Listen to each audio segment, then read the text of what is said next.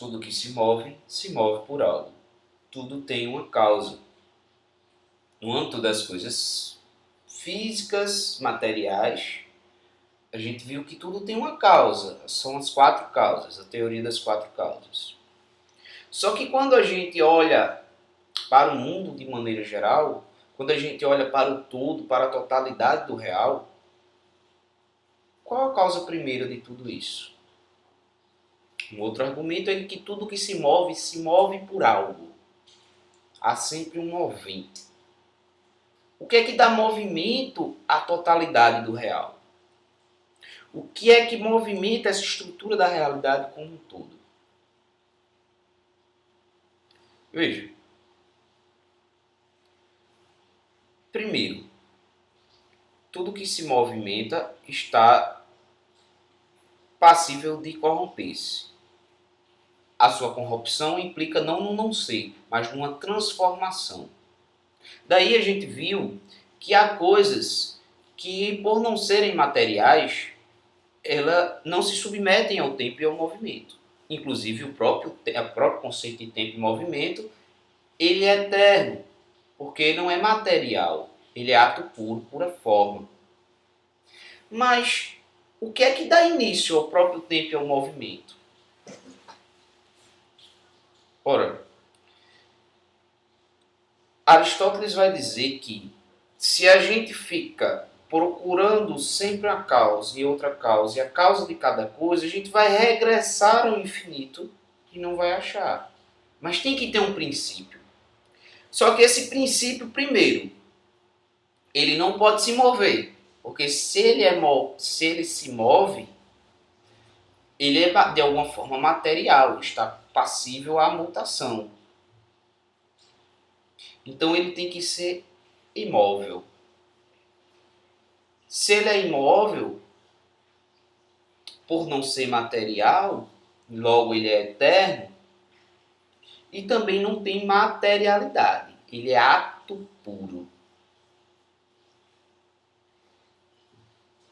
É o que ele vai caracterizar como motor imóvel. Por que motor imóvel? O motor é o que faz com que as coisas se movimentem. Né? Se você tem lá um automóvel, uma cisterna para puxar água para a caixa, ela tem que ter um motor, ela vai fazer com que a água se movimente. O que é que vai dar movimento a um carro, a uma moto? O motor. Né? A gente tem vários utensílios no nosso dia a dia onde precisa de um motor que faça o movimento acontecer. Aristóteles pensou no motor do mundo, digamos assim.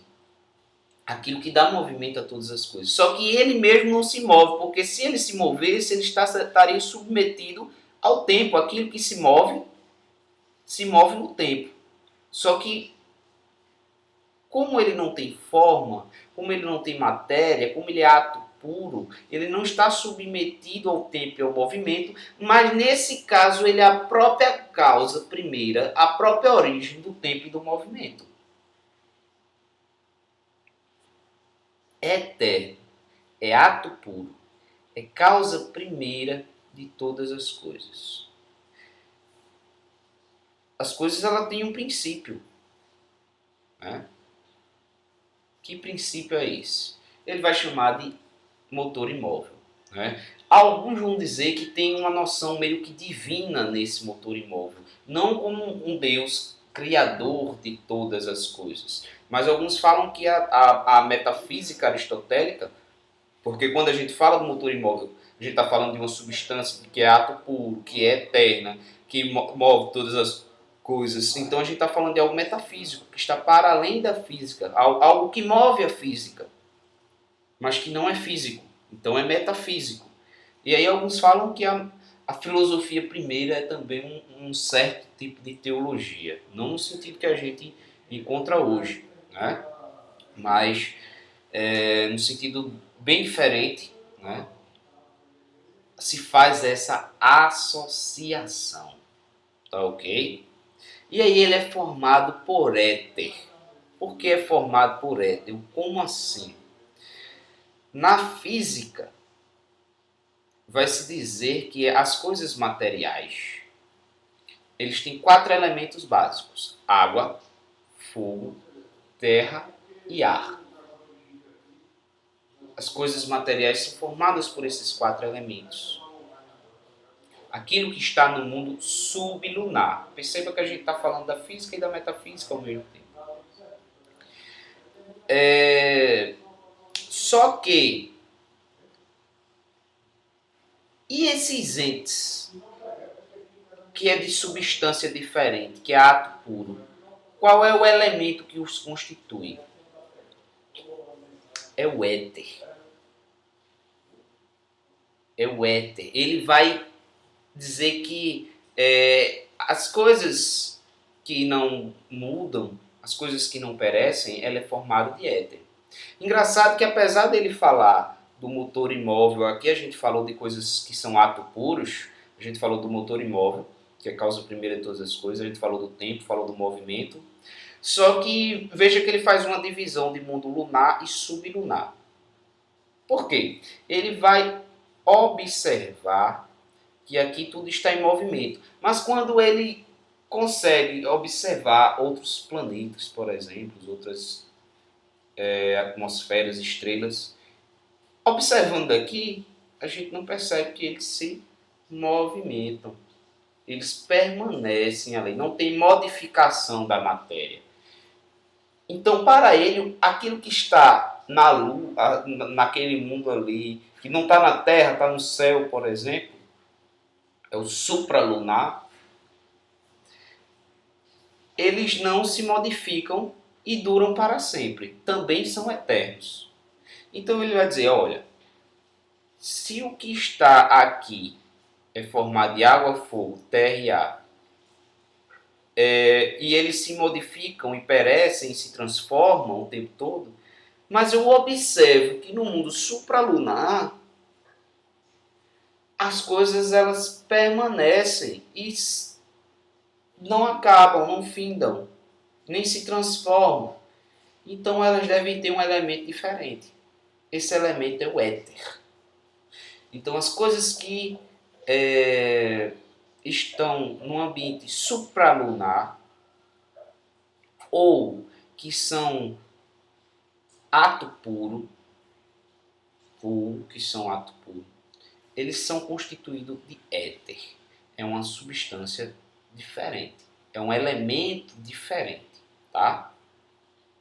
Nesse caso, não substância, como a gente viu, mas esse elemento que o constitui é diferente. É o éter, certo? Ainda falando um pouco da física dele, todo movimento, tudo que acontece, acontece num lugar, no espaço. E aí, Aristóteles vai falar que em sua física, que cada coisa que está submetida ao tempo, ao movimento, tem um lugar natural. Ora, se eu pego uma coisa, uma pedra, qualquer coisa pesada, se eu soltar, não vai subir, vai cair. Por quê? Porque ele diz que o lugar natural dessa coisa é o baixo, é o chão. Mas tem coisa, por exemplo, você risca um fósforo, o fogo não desce, não cai, o fogo sobe, porque ele vai dizer que o seu lugar natural é para cima, é o alto. Então, ele vai dizer que cada coisa tem um lugar natural. Então, quando se trata da física aristotélica, de alguma forma a gente já estava falando aqui do movimento, desse tempo enquanto medida do movimento, das coisas que estão em movimento e a transformação do movimento é da potência para o ato. Então está muito ligado a física e a metafísica. E para acrescentar nessa questão da física, ele vai dizer que cada coisa tem um lugar natural. Há coisas que são elevadas e aí sua substancialidade é mais sutil, mais leve e sobe. E há coisas que são mais densas, mais terrenas ainda e acaba descendo. Tá ok? Então, só para fazer um resumo geral, né? Há substâncias que são de coisas materiais, é a união de matéria e forma, chamada sínolo, é aquilo que subjaz, é aquilo que permanece a toda mudança. Toda mudança é da potência para o ato, só que há coisas que não mudam, nem têm matéria, mas que existem. Sua substância, então, ela é apenas formal, são ato puro. E aí a gente citou o exemplo do tempo e do movimento. Só que mesmo essas coisas, tempo e movimento, eles têm um princípio. E qual é o princípio? É o motor imóvel. O motor imóvel é a causa primeira de todas as coisas, é a causa primeira da realidade do mundo como um todo. Né? Não que ele criou, mas é aquilo que move. Move sem se mover. Move sem precisar mover-se. Porque se ele movesse, então teria algo que o moveria, e aí teria algo que o moveria, a gente iria regressar ao infinito. Mas ele move sem se mover. Né? Ele atrai tudo para si. Né? E é por atração que ele move. É por atração que ele faz com que as coisas se movam. Tem uma passagem que vai dizer como o amado atrai a amante. Ele traz esse exemplo. Por exemplo, você está apaixonado. Né? Ele vai citar esse exemplo. E a pessoa não está nem aí para você. Claro que eu estou falando mais ilustradamente para vocês entenderem melhor. Você começa a se mover, tomar ações para ir em busca daquela pessoa. E aquela pessoa, mesmo sem fazer nada, está fazendo com que você se movimente, né, em busca dela. Né? Então, a beleza, por exemplo, é algo que sem fazer nada nos atrai, nos movimenta. E assim é o motor imóvel. Sem se mover, ele movimenta todas as coisas. Ele é ato puro, ele é causa primeira de todas as coisas, ele é eterno. Move sem se mover, atrai tudo para si e é formado por éter. Não só o motor imóvel, mas todas as coisas que estão ou dessa natureza apenas formal, ato puro, ou então as coisas que estão no mundo supralunar. E aí a gente vê que no mundo sublunar, nas coisas físicas, elas são constituídas de água, fogo, terra e ar, mas as coisas supralunares, né, estão para além desse movimento de geração e corrupção, e aí ele vai observar outras esferas, estrelas, a própria Lua, que ele olha e percebe que não se altera. Então ele diz, então eles devem ser de uma composição diferente. Essa composição seria o éter. Né? Ainda em sua física, ele vai ver que as coisas elas têm um lugar natural. Umas tendem ao alto, outras tendem ao baixo, dependendo da sua composição.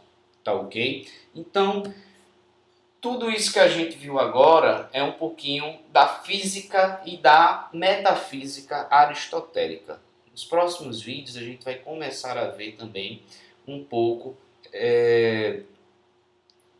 da sua ética e da sua política, que é muito importante, certo? Então um abraço pessoal, bons estudos e até mais, beleza?